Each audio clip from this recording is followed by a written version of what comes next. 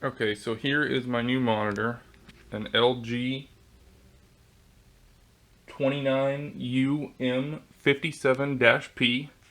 It is a 29-inch, 21 by 9 ultra widescreen display. The resolution is 2560 by 1080. It's absolutely stunning, absolutely amazing. I absolutely love it. The only issue I have with it is that I put it on this tiny desk. This desk is barely as long as my forearm. It's actually not as long as my forearm. And so before, when I had my laptop right here, I could put the laptop at the very back of the desk and have my fingers right where I wanted to be on the keyboard. But with this monitor in the center of the desk and this monitor mount in the center of the desk, I cannot push my keyboard far enough back for me to type comfortably. So what I'm going to do is I'm going to build my own monitor mount that will put the feet on either side of the monitor, so I can then nestle my keyboard right there under my monitor and type comfortably again.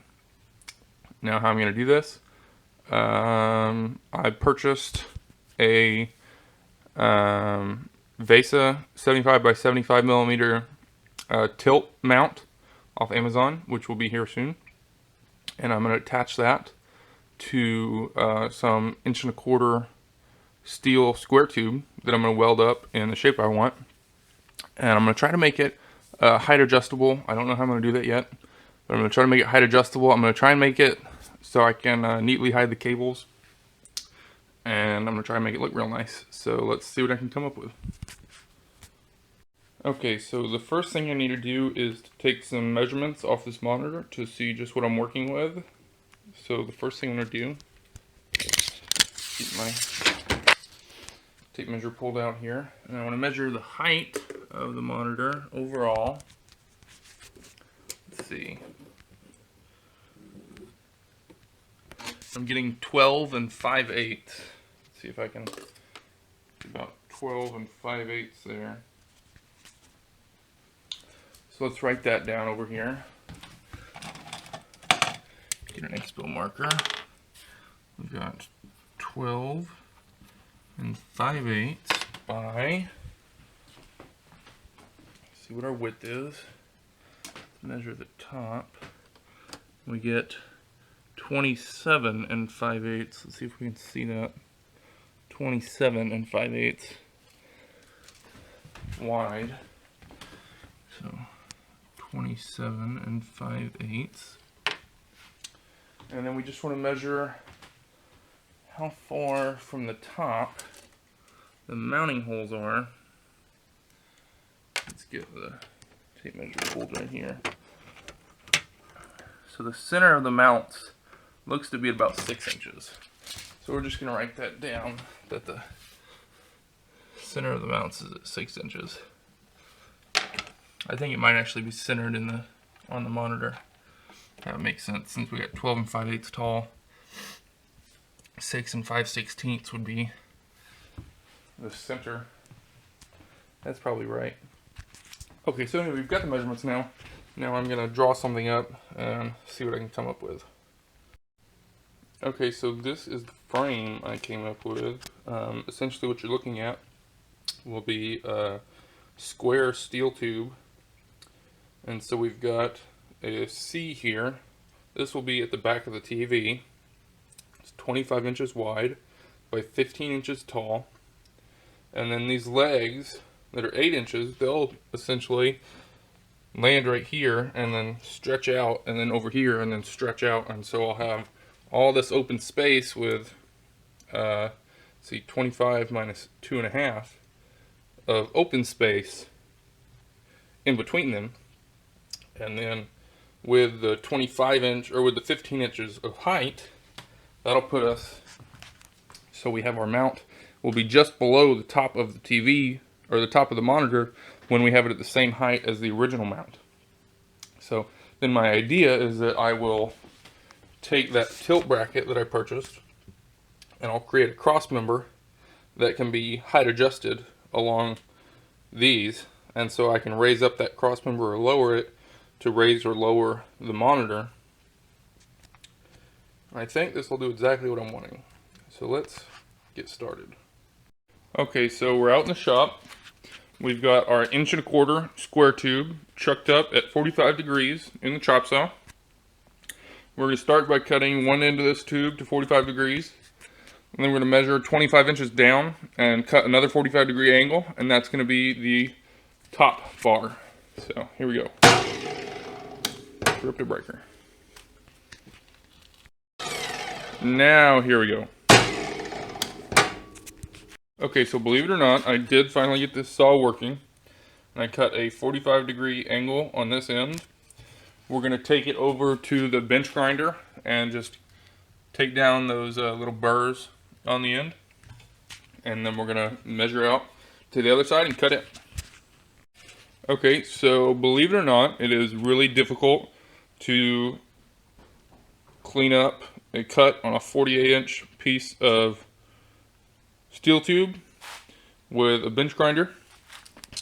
It is even more so difficult with one hand, so I didn't get any video of that, but the end is cleaned up. It's nice and sharp. So what we're gonna do now is we're going to take our tape measure. We're going to use a small one this time, just because it's easier to fit in all this space. We're going to hook it on this end. We're going to measure down 25 inches. We're going to mark on that 25-inch line. Now this is the top of that cut, and so we're going to mark the top of this cut, and then we're going to take it with our speed square and make the 45-degree line across the top. Or across this side, rather. So let's go ahead and mark 25 inches. I'm going to set the camera down real quick. 25.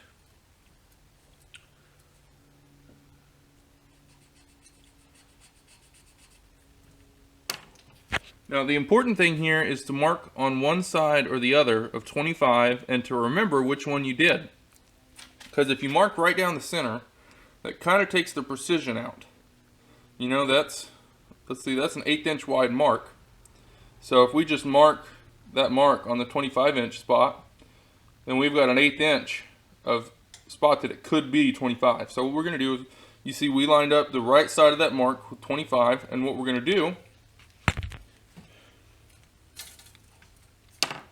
is draw ourselves a little arrow to let us know that 25 is on that side.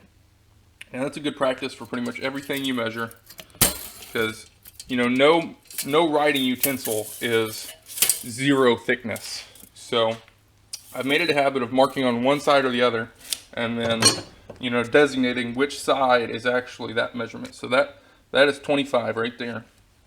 Now what we're going to do is first we're going to take our speed square and we're going to make a line all the way across the top of this.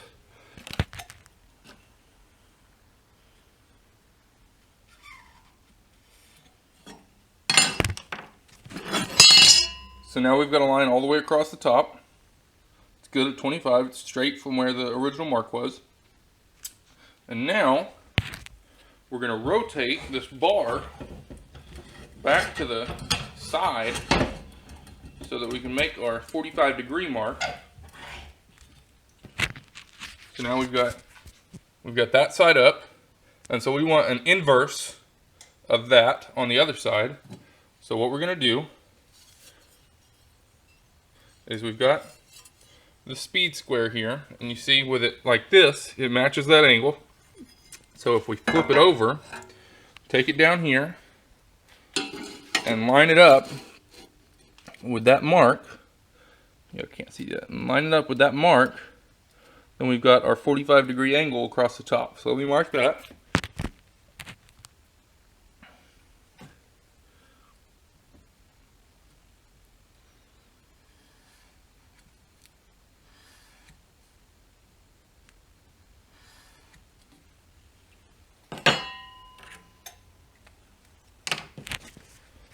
Okay, so there's our mark. That's our 45-degree angle at 25 inches right here. 25 inches from that tip to that tip. So now we need to flip this around every which way and get it chucked up into the saw to cut this end off. Okay, so here we are, chucked up in the saw. Got our line marked right there. Bring the blade down. It lines up with the mark. Now, as you can see, I've had to make some adjustments here to get it to fit. I had to turn the saw a little catty corners. Got the fit almost hanging off, but it fits. Now, one thing you want to be careful of when you're making angled cuts like this is when you clamp down, this clamp is going to push it. So if you line it up and then clamp this down, it'll push your line past where it was, and you'll end up with a short cut. So what you want to do is you want to, kind of know your saw and, just get a feel for it. Pull it back a little bit farther than it should be, tighten it down, check it again, see how it lines up. Try it again. Eventually you'll know, okay, with this saw, to clamp it down, I need to move it, an 1/8 inch extra, and then when I clamp it down, it'll be good. So that's what I kind of do. So it's lined up now. I'm about to make my cut. All right, so there's our cut. You see that's the clean end, all cleaned up right there. We got a new dirty end. You can see this little flange hanging off right there. That is ungodly hot. You can see the heat marks. This thing, I probably need a new blade. This was originally a 14-inch blade, and it's probably about 9 inches now. But, it's just a chop saw blade, so I think you're supposed to do that. Anyway, let me go ahead and clean this up. Alright, so I got that side cleaned up. I brought it back over here. As you can see, I don't know if the lighting's very good, but that edge is clean. This edge is clean. We've got 25 inches on the dot. We got 45-degree angle, 45-degree angle. And what this is going to end up being, if you can remember what I drew earlier, this is going to end up being that top piece, and we're going to have a riser coming down here, a riser coming down here. Those are those 15-inch pieces, and then coming straight up, there's going to be those 8-inch pieces. So I don't know if you could see what was in my mind at this point. All right, let's move on. All right, so we've got the top we cut set right here, and then I took the excess that we cut off of that, and I cleaned up the edge, and I've got them butted together here so we can start picturing what's going to be happening. Now this one, if I remember correctly, we want to be 15 inches. We want the top of this bar to the bottom of this, where the bottom of the base will be, to be 15. And so what we're going to do, and if you think about it, we got the 45 going this way on this end, but on this one, we'll want a 45 going from the bottom this way towards the, actually that's not right. We'll want it going this way. Really either way, as long as both are the same. Anyway, so we'll want it going from the bottom towards the top so that we can have, an extrusion coming out of this. And then we've got our frame with our base legs to stabilize it. So I need to measure 15 inches from the top of this down here, and that will be the corner of that cut. So let me do that. Alright, so what I've got going here is I've got my original cut. I flipped it over, and I measured 15 inches from there down to this line, because that's where we want the bottom of the entire frame to be. And then I used my speed square.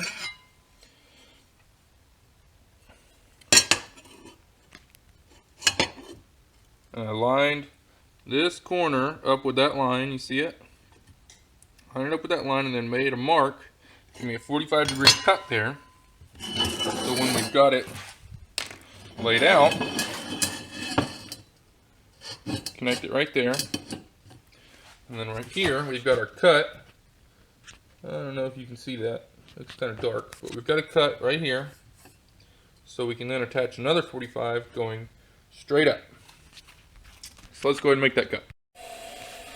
So there it is. I went ahead and cut it and cleaned it up and mocked it back up. So you can see we got the original angle set back in there. And then down here on the end, we've got our 45-degree cut, which when we place it with another 45-degree cut, this one might actually be the perfect size for that bottom leg.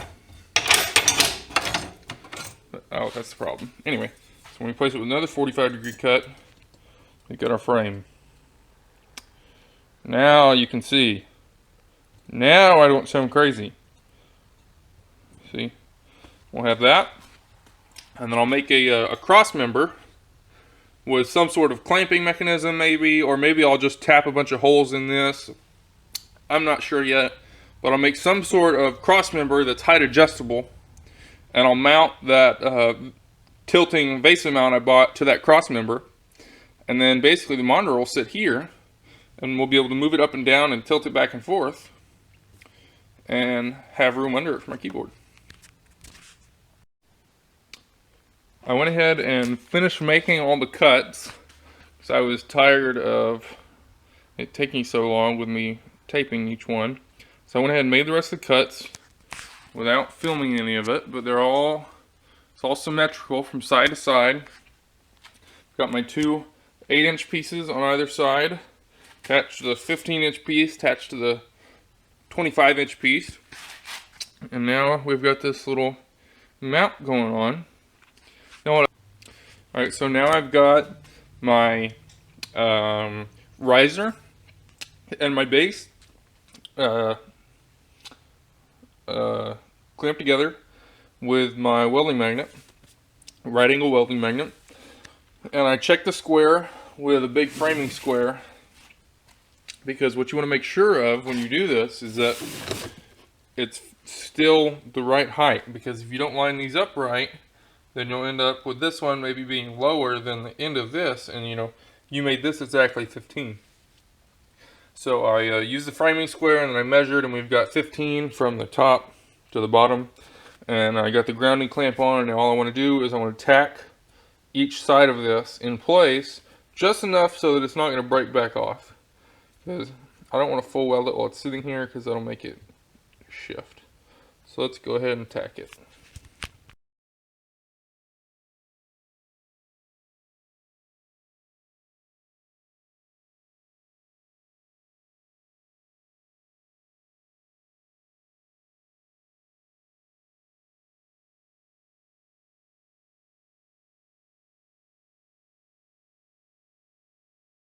So now, got this, put right there. That's welded up, that's a right angle. We're gonna do this other side, and then we're gonna weld them to the top, and then we're gonna go ahead and full weld everything, and then we're gonna grind everything down flush, because we want this to look real nice. So I'm gonna go ahead and cut to probably finish welding, because I don't want to film all this.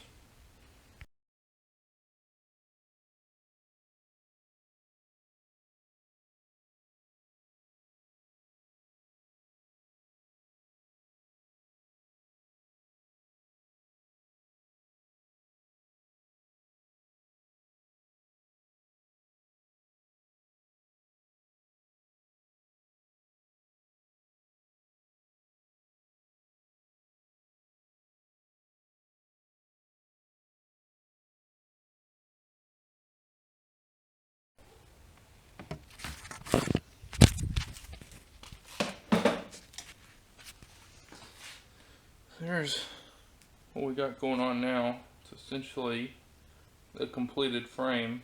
Sorry, I got the front camera going here. Essentially the completed frame. I'm going to let this cool down before I take that magnet off. See, what I wanted to make sure of, where's my arm? What I wanted to make sure of was that it would sit flat on the table. I didn't want to weld this. I didn't want to weld this laying down and this laying down, and then all of a sudden I, pick it up and it's not flat. So with how I jigged it up here, it should be flat.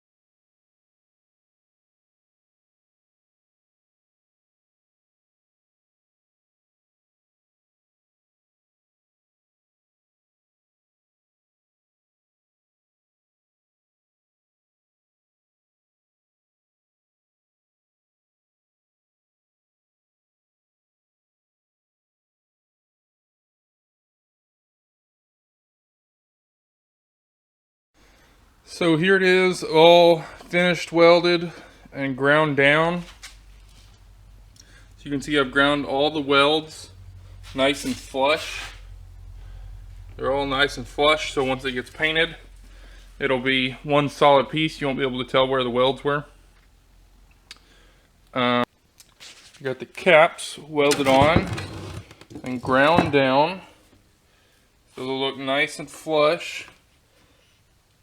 Once it's painted, it'll look like one big bar. This whole thing should hopefully look like one big bar. No seams, no nothing.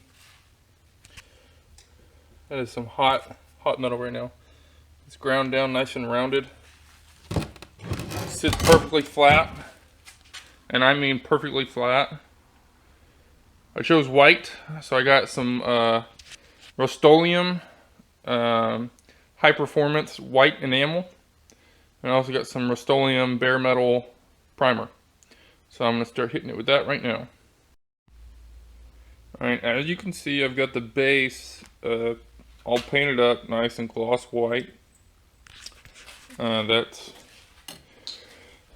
Rust-Oleum high performance enamel in gloss white. It came out really nice. Looks absolutely great. The mount I ordered came in, and basically what I got here is I've got this is it's got 75 by 75 and 100 by 100 VESA mounting holes, and then on the back side it's got basically you loosen this bolt that goes through, and you can tilt it forward and back, and then it had this second piece, and with the second piece it goes on there like that, and it tilts side to side like that. So what I'm going to do is I'm going to take just the front and back tilting part, and I'm going to mount it to another piece of 1¼ square tube. Now the spacing there is 1½ inches, so I'm going to get some 1/4 inch spacers from the hardware store, or maybe just use some washers, either way. But I'm going to drill a hole through this, use the hardware that came with it. It came with this threaded tube and then a bolt in each end. I'm not really sure why they didn't just use a spacer and one long bolt, but that's what it came with. So I'm going to drill a hole for this threaded tube right through this 1¼ square tube, and then put a 1/4 inch spacer on either side, and then bolt it down, and it should work just like as if it were mounted to this. And then we'll figure out how to mount this to the main frame, but it'll just sit up here. So let me start drilling. So I've got the hole drilled straight through the tube. And I went to the hardware store, and I decided instead of reusing this, which, you know, I said it's a threaded spacer, it's got threads on both sides, and then on both sides you put in this little 3/4 inch bolt with a Allen head. I hate those Allen heads. So what I did instead is I bought a 1/2 inch by 3 inch hex head bolt, and I bought some 1/2 inch washers, and that's what I used to attach it to the tube. So now I've got 1/2 inch bolt, 3 1/2 inch washers, another set of 3 1/2 inch washers, a 1/2 inch lock washer, and a 1/2 inch nut holding it on here. And so in the end we'll have this mounted, you know, to the base, and that's what I'm about to start on, is mounting this to the base. So I've got it all mounted up now. And basically what I did is I didn't have any angle, so I took some 1/4 inch flat bar that I had, and I welded it into an angle, and made it so that this bar is flush with this bar, and this kind of sticks out. And so we've got something like that on either side, and it goes across, and you got the mount right there in the middle. And on the back I put wing nuts That's not a wing nut. That's a wing nut. Over there you see the wing nuts. So I went ahead and actually took it up and mounted the monitor to it too, just to see what it looked like, and it is exactly what I wanted.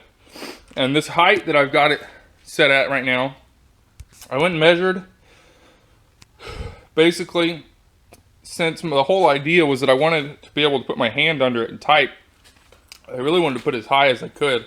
And so this height is essentially, I actually didn't realize when I was measuring that it was going to be like that.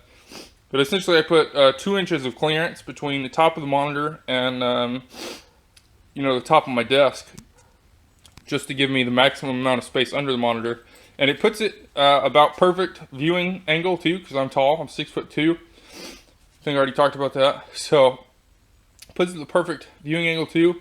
And I mean, what more could you ask for? That this height that I made this, so that when the monitor was at the original height, this was hidden, is also perfect, so that when I put the monitor at the very top, it's just below that. So it could not have come out better. I just need to take this bar off and finish welding it up and then paint it, and we'll be done. It's all done. I painted up the mount, got it attached to the base, attached the monitor to it, leveled it up, and here it is. The top of the monitor is just about eye level with me. It's actually a little bit below eye level, which I raised it up 3 inches from where it is with the base that comes with it. And if I remember correctly from my you know, computer class, the top of your monitor is supposed to be eye level or just above eye level. So it's actually still kind of low. I might raise it up a little bit more, but it's a lot better than it was. And now I have plenty of room to scoop my keyboard back and type underneath it, which is exactly what I wanted. So it came out perfect, and it looks great on my desk. The color scheme matches, and I'm really happy with it. So if you have any questions, leave them in the comments below, and hopefully I will have a new project to upload soon. Bye.